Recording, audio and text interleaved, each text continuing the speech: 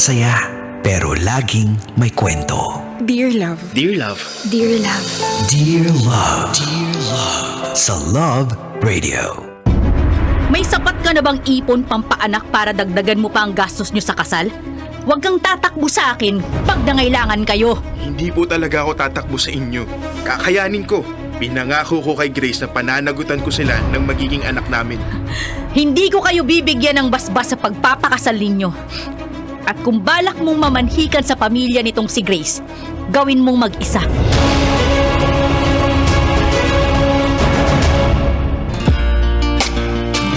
Kapiling, kasama, kakwentuhan at kadramahan nyo na po ang inyong uragong broski like Super Legit and All, Konyo Bicolano. Para sa paborito ninyong dramahan mula Lunes hanggang Biyernes. Kabisyo, ito po ang Dear Love. You heard it right mga kabisyo, ako ay napapakinggan at napapanood din sa TikTok Live, sa Facebook at sa YouTube channel ng Love Radio Manila. Kahit saan talaga, kasama nyo talaga kami. At ngayon ay araw ng Biyernes. I'm pretty sure mga kabisyo, lahat tayo dito ay nasa weekend vibe na and all. Lahat tayo ay super excited ng magpahingalo in Bicol or magpahinga in Tagalog. And that's really, really okay. Kaya shoutout sa lahat ng mga nako, tinatamad ng magtrabaho dyan, pero wala pa rin tayong choice dahil hindi tayo anak ng kontraktor. You know what mga kabisyo, mapa-Friday man yan, Lunes, or whatever it is, it's very, very important that we show up naman talaga like Super Legit and All.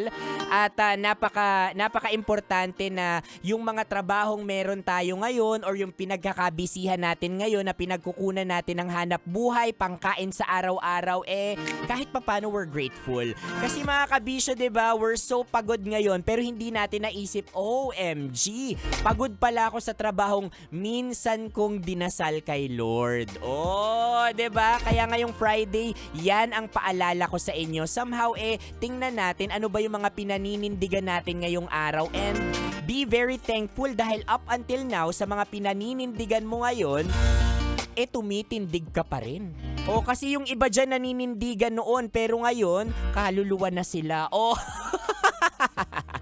Kaya nako, napaka-importante mga kabisyo yung pagpapasalamat talaga at very, very important din na naninindigan tayo sa mga bagay na pinaniniwalaan natin. Lalo't alam natin na ito ay tama at yun ay mali.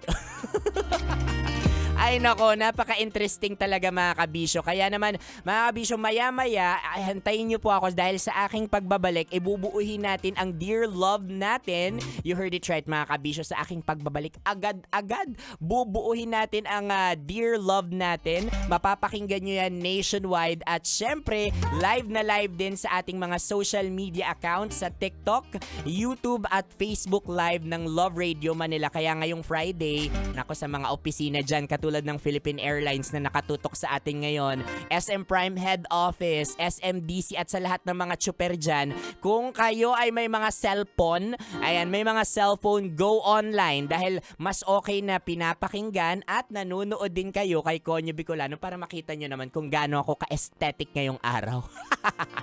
Di pa ako naliligo.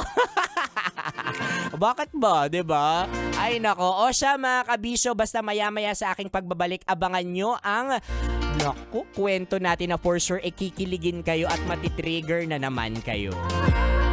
Kasama nyo pa rin ako mga kabisyo, ang inyong uragong broski like Super Legit and All, Konyo Bicolano, para sa paborito ninyong dramahan mula Lunes hanggang Biyernes.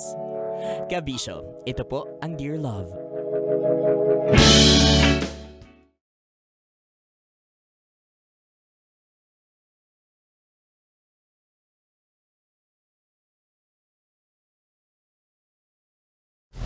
Metro's #1 Love Radio.